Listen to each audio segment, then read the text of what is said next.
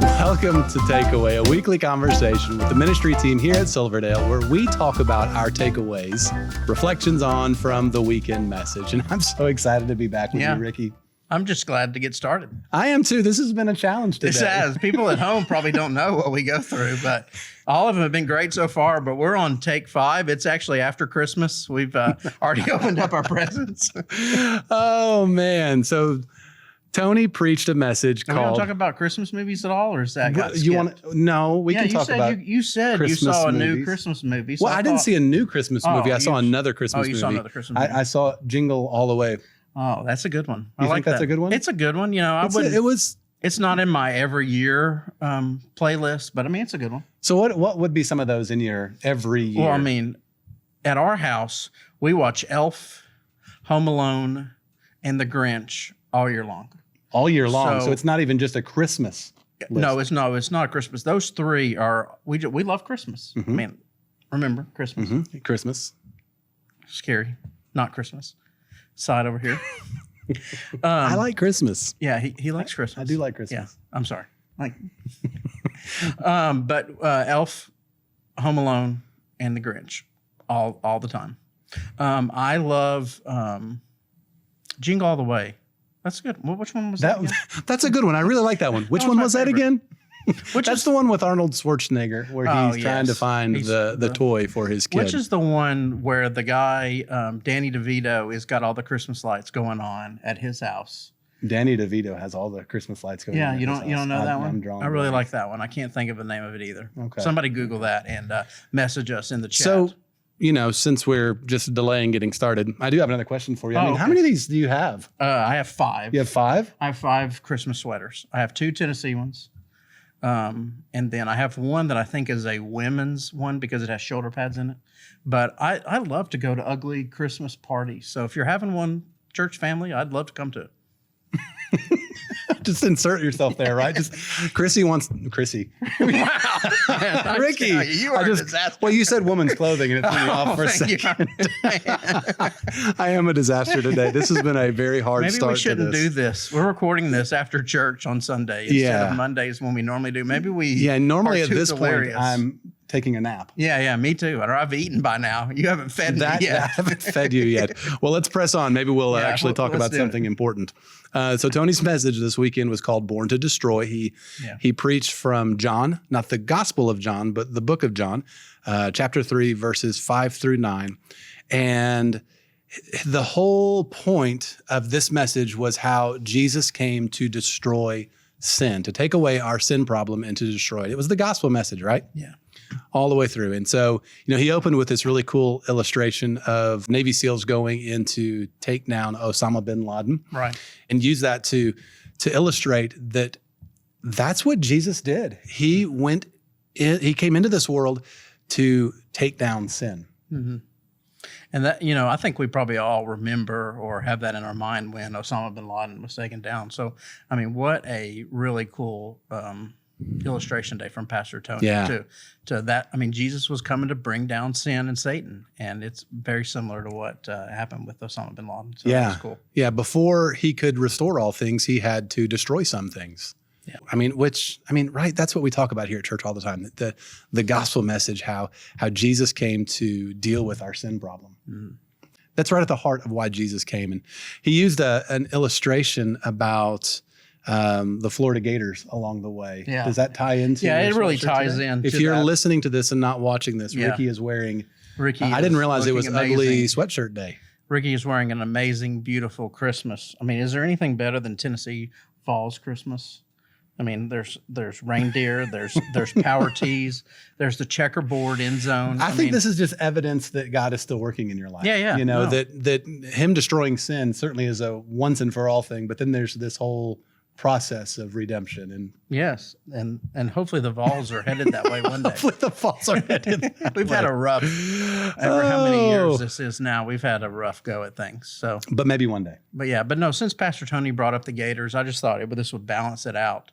Because this is like his hat. His hat was very gaudy looking. So his example was how he's a Gators fan, and therefore his children have followed that. I mean, is that true in your home?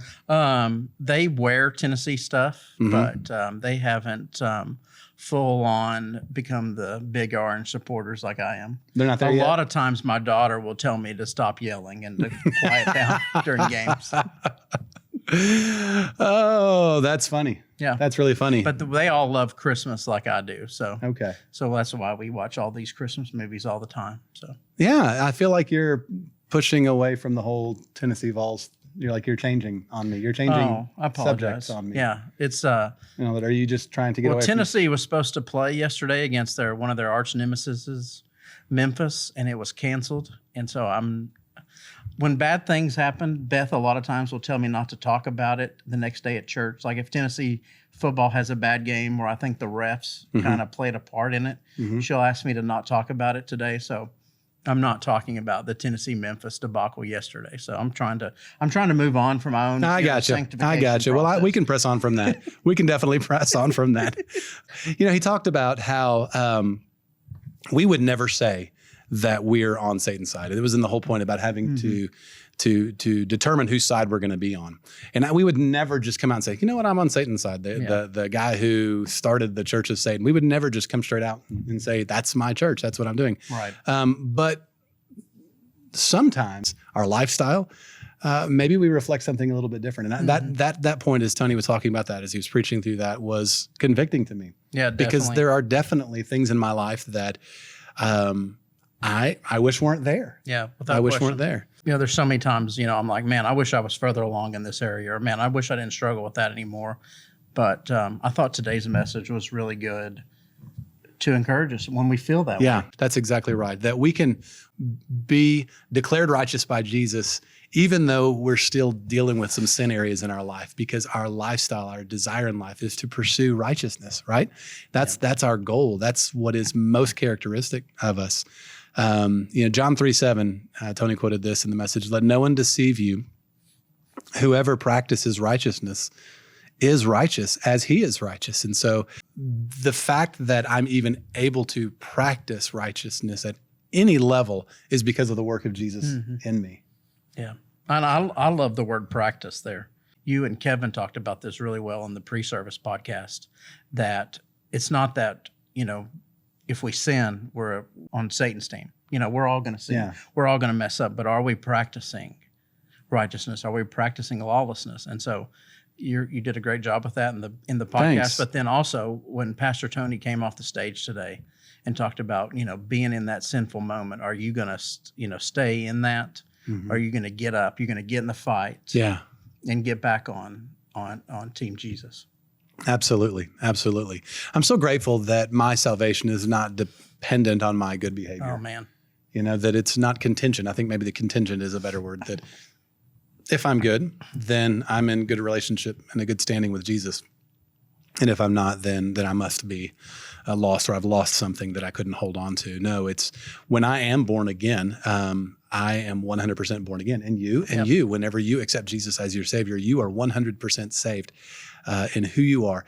And God will continue to work on those habit patterns, those ingrained thoughts and practices and things throughout our entire life. And to me, that's really what Christmas is all about. Yeah, definitely. We have a lot of fun talking about this, and we do. We've had a lot of fun playing with this, and I love it. I think Ricky is one of the most colorful, one of the most enjoyable people to be around, just in general. He just brings a lot of fun wherever he goes, and so I appreciate you. And but ultimately. But I mean, the gospel is the story, right? Yeah. Yeah. I mean, this is fun, but the gospel of, hey, it's no longer me. It's Christ in me. It's me abiding in Christ. That's the story of Christmas. And speaking of fun. Oh. You're no longer Stanley. I'm no longer Stanley. It's still a black and silver cup if you watch last time. I wish you would watch The Office more so that you can get that Stanley joke that I threw on you last week a little bit better. That's for those of you. I actually forgot to.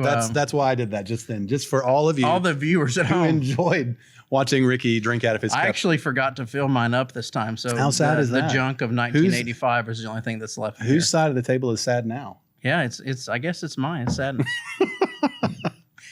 Oh, this is a lot of fun. Well, we hope that this has been an encouragement to you. We hope that the message was an encouragement to you, that that if you haven't seen it yet, go back and check it out. It's not too late. You can find it on YouTube. You can dig into our Facebook channel and find that as well. But I think the easiest place is on our website and on YouTube. Go back and listen to, or the podcast as well, right? We have a great podcast. You can listen to us in the car. You could listen to us in the car, but but the message, go back and check that out, and hear what our pastor had to say, what the Lord laid on his heart, and allow God to speak through that to your heart. This coming weekend is our Christmas services. Talk about that for a moment. Yeah, I love the Christmas Eve services. I mean, I get pumped. I kind of want to chest bump all of our volunteers right before we get started. Having to be. If he does, I'll video and we'll post. That would be a great like Facebook Live event, really would. Maybe. You could do some real chest bunting people. But yeah, we're going to have on all of our campuses and online as well. Correct? Online as well. Yeah, 2 and 4 on Christmas Eve, and then the exact same service. Yep. Again on Sunday at 10. At 10 o'clock at all our campuses and online. So there's so many opportunities for you and your family to come. This is the time to invite people, right? Yeah. Like if you're kind of on the fence or really weren't a church person, you're like, I'll go to church at Christmas. And what I love about our pastors is that the gospel is going to be shared on Christmas Eve. If you bring someone who doesn't know Jesus, they are going to hear the gospel on Christmas Eve and can experience him for the first time. And so that's what really excites me, is these people that are going to be here and get for the first time. Absolutely. I'm just so looking forward to it. So if you do worship online, make sure that you have what you need for communion, some kind of bread, some kind of drink, and really don't get too caught up in that. I mean, just a bread and a juice of some kind or whatever you have is going to be fine. It's the symbolic act of taking communion, remembering what Jesus did for us on the cross. I love that about our Christmas services. Traditionally Christmas Eve services, but this year, Saturday and then the 26th. Mm-hmm. I'm sorry, Friday, not Saturday, Friday and the 26th. And we'll be having communion at those. So make sure you have what you need so you can do that if you're worshiping online. Ricky, this has been fun, man. I look forward to next week. Yes. Hope you. We'll have one more, right? We're going to have one more. So hope you just take time to enjoy the Lord this week, and we look forward to worshiping with you next.